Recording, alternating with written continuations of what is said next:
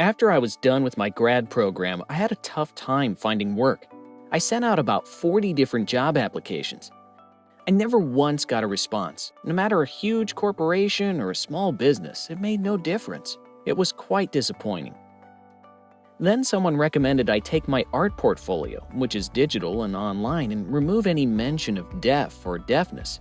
Eliminate it completely, they suggested. I didn't feel like I could do that because it's such a big part of who I am. So big that it impacts my art. Who knows what my art would look like if I were not deaf?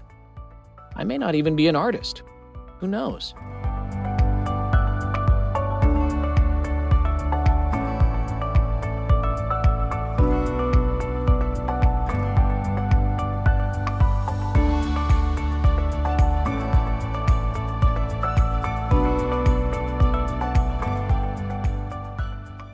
I work on Deafverse as a cartoonist.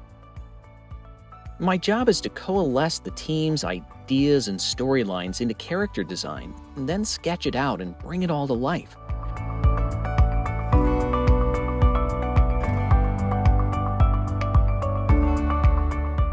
I don't only identify as deaf, I have many other identities.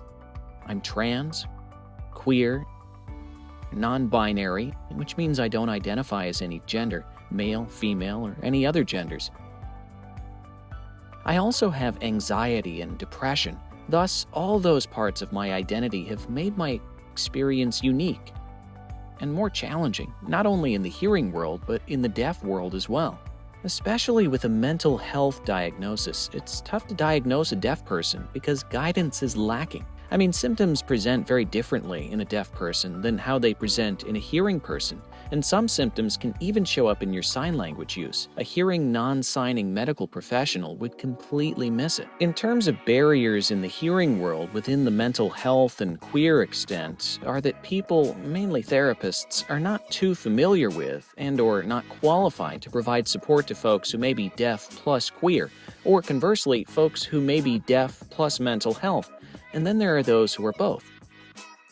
It is definitely a challenge finding a therapist, and even when one thinks they've found a therapist, there could always be drawbacks where it's just not a good fit. The longer therapy goes on, it feels like a deeper sense of self-awareness is developed, and then one also becomes resistant. At this point, perhaps I'd have a deeper understanding of my mental health and queer identity if I had more resources earlier, maybe.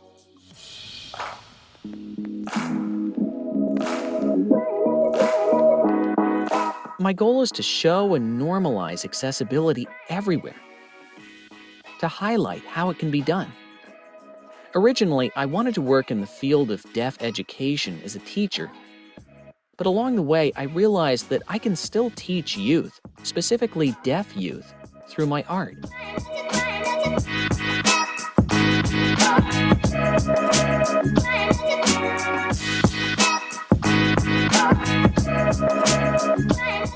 My view of deaf success is that one leaves the world a better place than what it was when we arrived.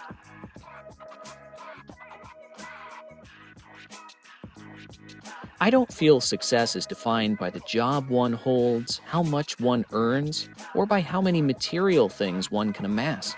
Those do not define success. Success is defined by one's actions and how much love and passion one is able to share with the world.